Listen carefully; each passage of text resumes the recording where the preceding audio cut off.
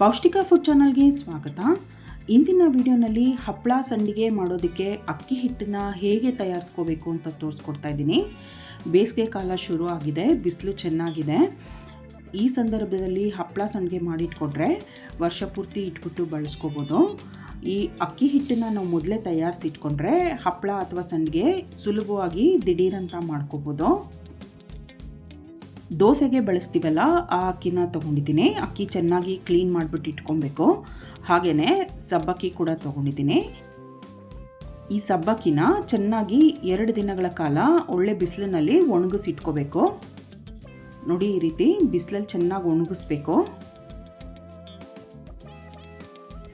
ಎಷ್ಟು ಅಕ್ಕಿಗೆ ಎಷ್ಟು ಸಬ್ಬಕ್ಕಿ ಸೇರಿಸಬೇಕು ಅನ್ನೋದನ್ನು ಈಗ ನೋಡೋಣ. 4 ಕಪ್ಪಷ್ಟು ಅಕ್ಕಿನ ತಗೊಳ್ತಾ ಇದ್ದೀನಿ.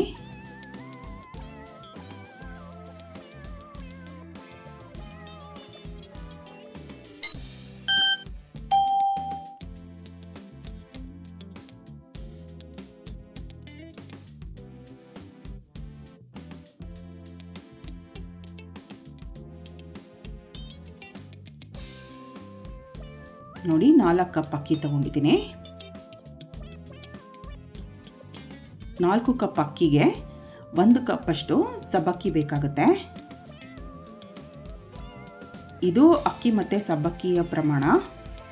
ಇವಾಗ ಅಕ್ಕಿನ ಚೆನ್ನಾಗಿ ತೊಳೆದ್ಬಿಟ್ಟು ಒಂದು ರಾತ್ರಿ ನೆನೆಸ್ಬೇಕು.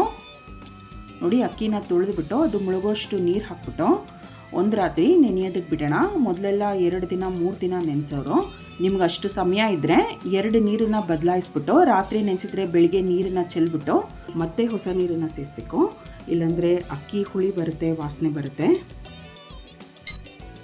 ನೋಡಿ, ನಾನಿಲ್ಲಿ ಒಂದು ರಾತ್ರಿ ಅಕ್ಕಿ ನೆನೆಯೋದಕ್ಕೆ ಇಟ್ಟಿದ್ವಲ್ಲ, ಅಕ್ಕಿನ ಮತ್ತೆ ತೊಳೆದ್ಬಿಟ್ಟು ಈ ರೀತಿ ಸ್ಟ್ರೈನರ್ನಲ್ಲಿ ಇಟ್ಟಿದ್ದೀನಿ. ನೀರು ಸಂಪೂರ್ಣವಾಗಿ ಶೋಧಿಸ್ಕೋಬೇಕು. ಈ ರೀತಿ ಒಂದು ಕಾಟನ್ ಬಟ್ಟೆ ಮೇಲೆ ಹರಡ್ಬಿಟ್ಟು ನೆರಳಲ್ಲೇ ಒಣಗಿಸ್ಬೇಕು. ಅಕ್ಕಿ ಚೆನ್ನಾಗಿ ಒಣಗಬೇಕು, ನೆರಳಲ್ಲೇ ಒಣಗಿಸ್ಕೋಬೇಕು. ನೋಡಿ, ತೆಳ್ಳಗೆ ಹರಡ್ಬಿಟ್ಟು ಫ್ಯಾನ್ ಕೆಳಗಡೆ ಒಣಗೋದಕ್ಕೆ ಬಿಡೋಣ.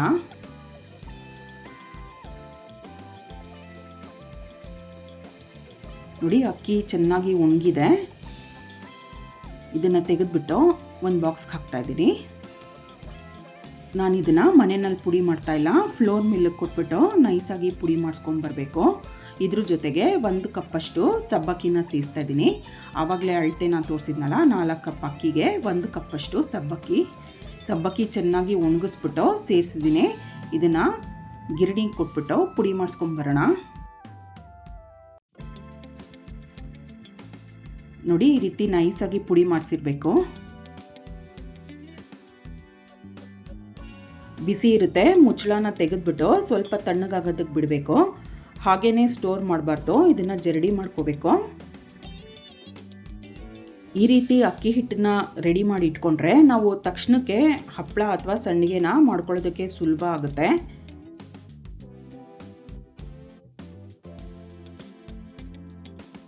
ಜಾಸ್ತಿ ಪ್ರಮಾಣದಲ್ಲಿ 5 kgಗೆ ಅಥವಾ 3 kgಗೆ ಈ ರೀತಿ ಮಾಡಿಸಿಟ್ಕೊಂಡ್ರೆ ಹಪ್ಪಳ ಸಂಡಿಗೆ ಮಾಡ್ಕೊಳ್ಳೋದಕ್ಕೆ ಸುಲಭ ಆಗುತ್ತೆ. ನೋಡಿ, ಜರಡಿ ಮಾಡಿದ್ದಾಗಿದೆ. ಈ ಜರಡಿ ಮಾಡಿದ್ದನ್ನು ಏರ್ ಟೈಟ್ ಬಾಕ್ಸ್ನಲ್ಲಿ ಹಾಕಿಟ್ಕೋಬೇಕು. ಹಪ್ಪಳ ಸಂಡಿಗೆ ಮಾಡುವಂಥ ಅಕ್ಕಿ ಹಿಟ್ಟನ್ನು ತಯಾರಿಸ್ಕೊಳ್ಳೋ ವಿಧಾನ ನೋಡಿದ್ರಲ್ಲ, ನೀವು ಕೂಡ ಮಾಡಿ ನೋಡಿ. ತಪ್ಪದೇ ಈ ಚಾನಲ್ನ ಸಬ್ಸ್ಕ್ರೈಬ್ ಮಾಡ್ಕೊಳ್ಳಿ. ಈ ವಿಡಿಯೋನ ಲೈಕ್ ಮಾಡಿ, ಶೇರ್ ಮಾಡಿ. Thank you.